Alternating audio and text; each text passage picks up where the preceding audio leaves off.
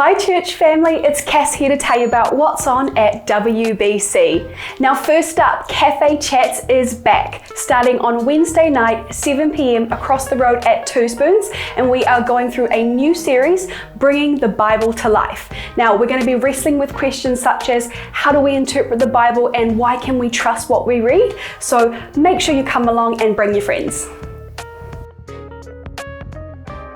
Next up, church family, our AGM is coming up on Sunday, the 21st of May, and this is a chance for us to look back at the last 12 months and see all the amazing things that God's been doing in our church. How exciting. Just wanted to let you know that there will be a forum at 11:15 a.m. after the service on that Sunday, so make sure you come along. Up next, WBC Woman.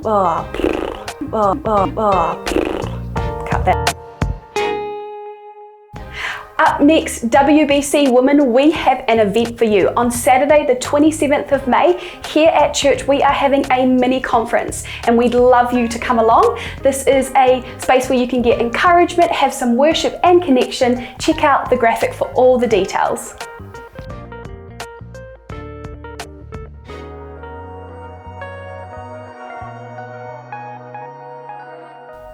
Next week at Tuesday Connect, we have a guest speaker, Derek Christensen. He is a retired Baptist pastor and Carey lecturer, and he has spent his working life within the Baptist network. Make sure you come along and be blessed by what he has to share.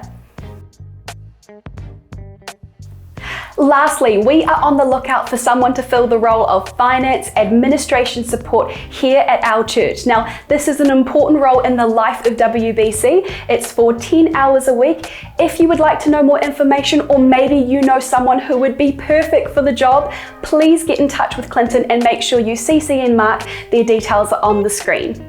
And that is all from me, church family. I hope you have a beautiful Sunday and enjoy the rest of your week, and we'll be seeing you soon. Bye!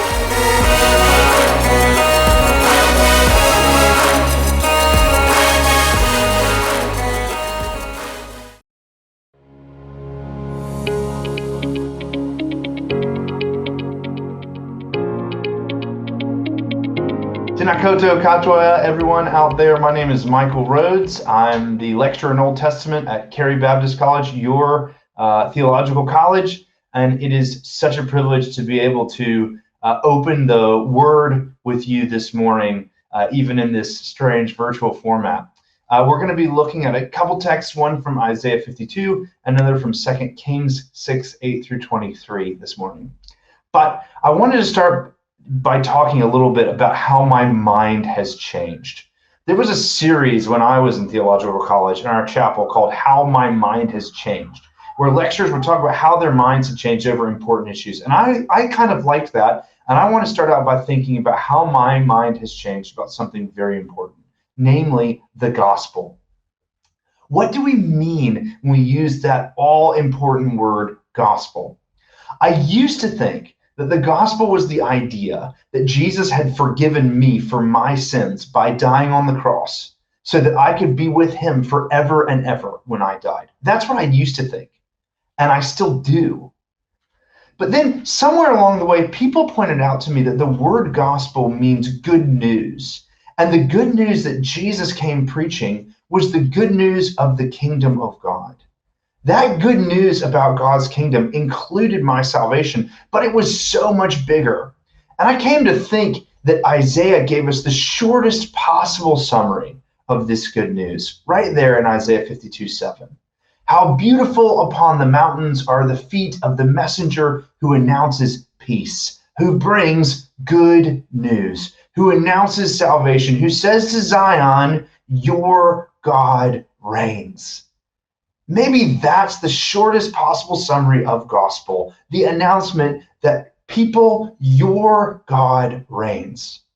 Isaiah 61 characterizes this good news that God reigns as good news to the poor, to the powerless, to the captive, the oppressed. It's the good news of the Jubilee year, which the Messiah can pronounce because he's in charge. And I came to believe that the good news of my salvation is hidden inside this larger, more fundamental good news reality that God reigns. And because the God who reigns sent his son Jesus to die on the cross, I, sinner though I am, can become a citizen of this God's kingdom. This bigger perspective on what the gospel isn't worse news, it's better news. So I used to think that the gospel was at its heart the good news that God reigns. And I still do think that. But recently, my mind is changing once again about this idea of the gospel. Recently, I've been studying how the word translated good news or announce good news shows up in the Old Testament. And I noticed something recently that I hadn't noticed before. In the historical books of the Old Testament, where this language of good news shows up earliest in the Bible, it's nearly always good news related to battle. It's the news that the enemy has been defeated, cast down, destroyed, that the rival to the throne has been dealt with, so now the king may take up and reign. The reason why you need a messenger of the gospel to announce the good news that the king reigns is that other would-be kings had previously been reigning or appeared to be reigning. So the good news of the gospel isn't just the good news that God reigns. It's the good news that the victory is over, that the battle has been won. Now the king may reign. Now, this idea that the good news often comes in the context of battle, of victory, should have been obvious to me as a reader of the Old Testament. After all, in the Old Testament, Yahweh doesn't look like he's reigning all the time. When the people of God are slaves in Egypt, when Israel is being kicked around by their neighbors, when the people of God are taken into exile, at these times, other gods appear to be reigning. Other gods and other brutal kings aligned with them appear to be the ones in charge. And so the good news of the gospel at those times to the people of God is that Yahweh reigns despite appearances, that the pharaohs will be cast down, that the emperors will be pushed aside, that God has already begun to reign and will one day bring his reign fully and finally over and against the powers that exploit, oppress, dispossess, and destroy. It should have been obvious to me, this idea that the gospel is the good news announced in the aftermath of victory as a reader of the Old Testament. That the gospel isn't just news about a king and a kingdom, but about a king who overthrows other rivals to the throne and brings a kingdom in place of other kingdoms shouldn't have surprised me as a reader of the New Testament either. After all, as John writes, now is the judgment of this world. Now the ruler of this world will be driven out. That's what Jesus says on his way to the cross in John 12:31. Later in 1 John, John will write, "For this reason the Son of God appeared, to destroy the works of the devil." Or Paul says it this way, at the end, when Jesus hands over the kingdom to God the Father, it will be after he has destroyed every ruler and every authority and power.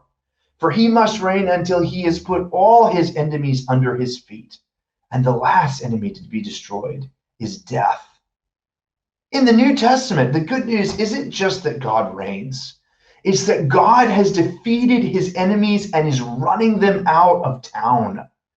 This means that whatever it looks like in our world, sin, death, the devil, and any person, system, or structure that's aligned with sin, death, and the devil, do not have the last word. These cosmic enemies aren't finally in control of the universe, aren't, in the end of the day, the real movers and shakers. No, the good news of the gospel is that Jesus is the king who has won the victory and who brings the good news that God reigns precisely because he has won the victory. As a reader of the Old Testament and the New Testament, I should have seen it sooner. This idea that the good news is not just that God reigns, but that God reigns because he's overcome the enemy. Should have seen it sooner, but maybe the reason it took me a while is that if this way of thinking about the gospel is good news, it's also hard news. To recognize that the good news of the kingdom is a victory declaration is to remember that at the Exodus, there are dead Egyptian bodies on the beach. To recognize that the good news of the kingdom is a victory declaration over sin, death, and the devil is to recognize that you and I often have aligned ourselves with sin and death and the devil, these cosmic enemies of God's. In the face of God's reign, understood as a victory over God's enemies, we have to ask ourselves, where and how have we pledged our allegiance to other gods, other lords, other kingdoms, to hear the gospel as the good news that God reigns over other alternatives is to be forced to decide whose side are we on. And deciding whose side we're on, choosing this day whom we will serve, may cost us. I've been thinking about this lately with the story of Saul and David and Jonathan. If you remember that story, Saul has been the anointed king, but has failed. And so God has anointed another king, David, to bring a different kingdom in place of Saul's.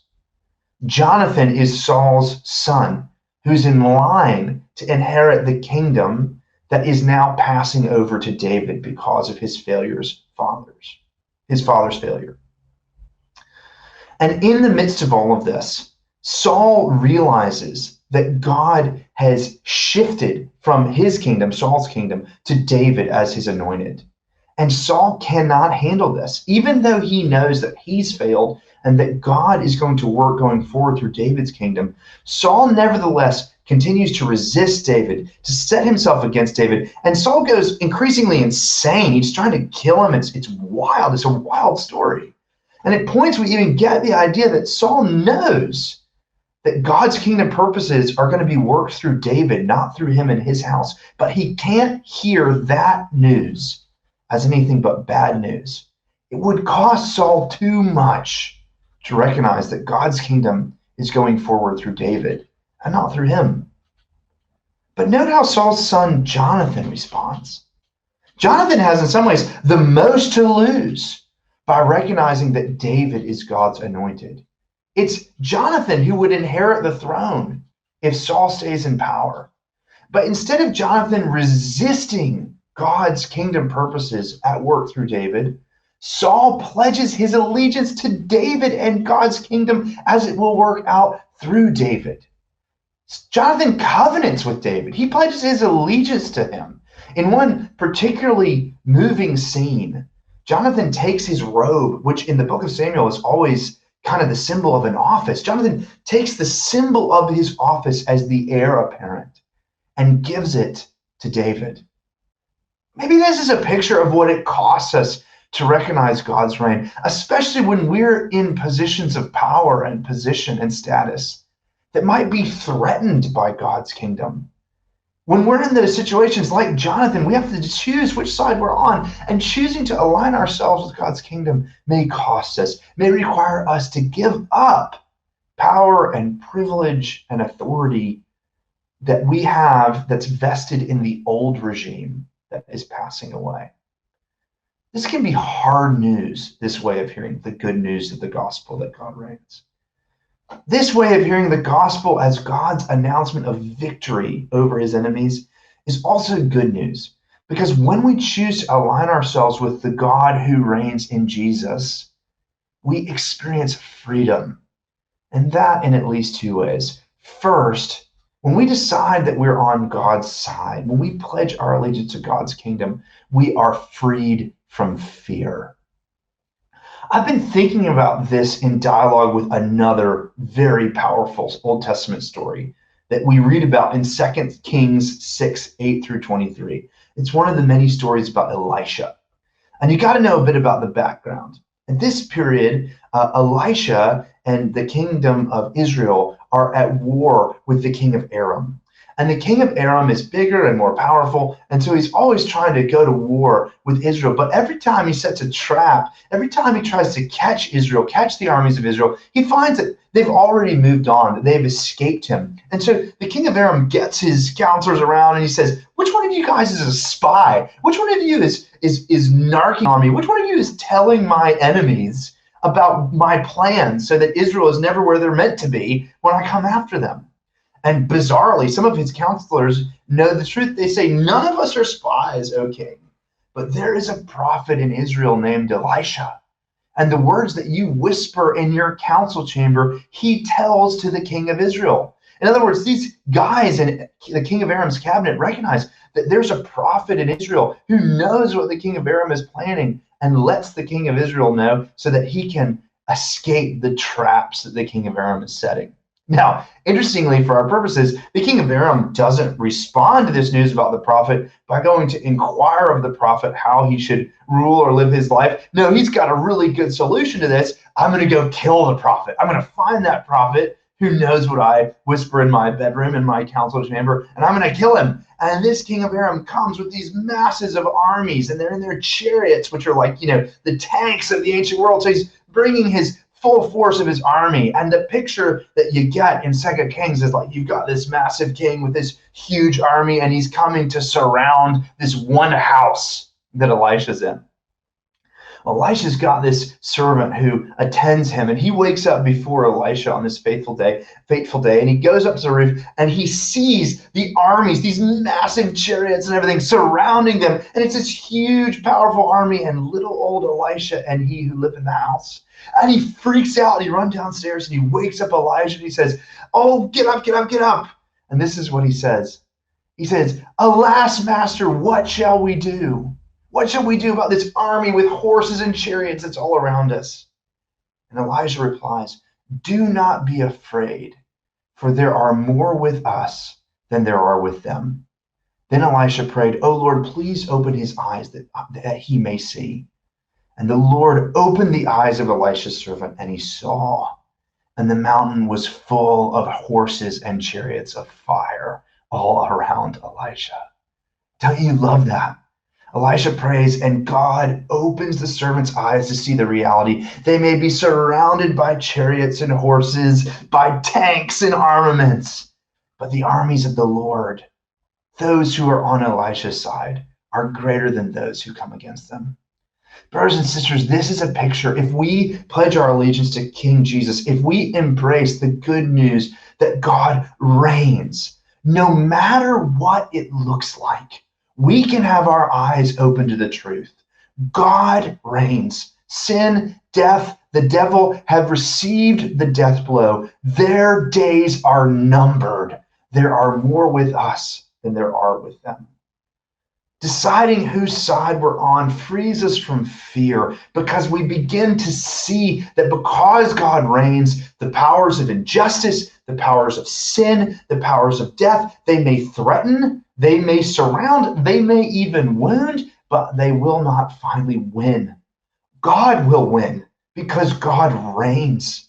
And we choose to align ourselves with the Lord of heaven and earth. We are freed from debilitating fear.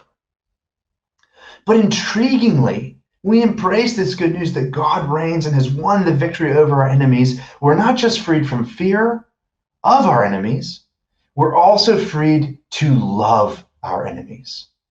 Embracing God's reign frees us to love those still aligning themselves with sin and death and other kingdoms and other ways of being in the world. Do you remember what happens in 2 Kings 6 after Elisha asked God and the servant sees God's armies surrounding the armies of Aram? It's incredible. Elisha goes down from his house. He walks out towards the armies of the king of Aram, and he prays again. He says, "Lord, strike this army with blindness." And the Lord does. All the drivers, the chariots, and the generals, they can't see. And Elisha walks up to them and says, "Hey guys, the person you're looking for isn't here. I'll take it to him." So Elisha leads this entire huge, now blinded army right into the capital city of Israel. They go into the capital, they shut the gates. Israel's enemy army is now locked up inside their capital, and Elisha prays again and says, "Oh Lord, would you open their eyes now?" And these guys open their eyes, and they're in the capital of Israel, and they're surrounded by the Israelite army. It's incredible. And when the king of Israel sees what happens, he says to Elijah, "Father, shall I kill them? Shall I kill them?" And we think, yeah, you should kill them. These are the guys that were threatening your lives. These are the guys that wanted to kill the prophet of the Lord. These are the guys that have been hounding you, and the Lord has given them into your hand. We think that Elijah's going to say, you better believe it. You better kill them. But that's not what Elijah says.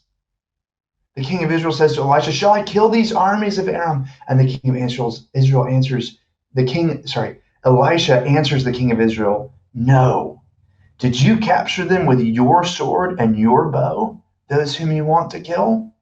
Instead, set food and water before them, so that they may eat and drink, and let them go back to their master.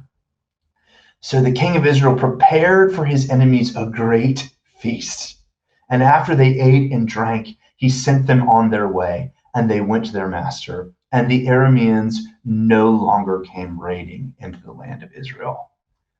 When we recognize that God reigns and align ourselves with his kingdom, we, like Elijah, are freed not only from fear of our enemies, but freed to love our enemies. We don't have to be afraid of those who align themselves with God's cosmic enemies, sin, death, and the devil. We can recognize that God loves his enemies, that God feeds his enemies at a feast, and we are free to do the same. Because God reigns, our enemies are not finally threats. They are potential fellow citizens in Jesus' generous kingdom. I can't help but wonder if Jesus thought of this Elisha story when he sat down at the Last Supper with his disciples. After all, in many ways, these disciples acted like Jesus' enemies. One betrayed him, another 11 abandoned him. I wonder if Jesus thought when those disciples were panicking because they were surrounded by soldiers, and Jesus had to remind them that there were legions of heavenly angels that he could call to his side. Jesus had to remind his disciples there are more with us than there are with them. But then Jesus chose not to call those legions of angels so that he could die for his enemies as an act of love for them. I wonder if Jesus thought about this Elisha story. I don't know. But what I do know is this: with his death and resurrection, Jesus provided a feast for us where we, his former enemies, can become his friends, where citizens of rival kingdoms can renounce our commitment to sin and death and the devil's ways and become citizens of God's kingdom. By Jesus' blood, you and I can hear the good news that God reigns. Because God has dealt the death blow to sin and death and the devil, you and I can become citizens of his kingdom. We can be saved from judgment and for the life for which we were created. And we can live lives freed from fear and freed for love, even of our enemies. To hear the gospel, the good news, with the Old Testament humming in the background, is to be confronted with a choice: God's kingdom or anyone else's.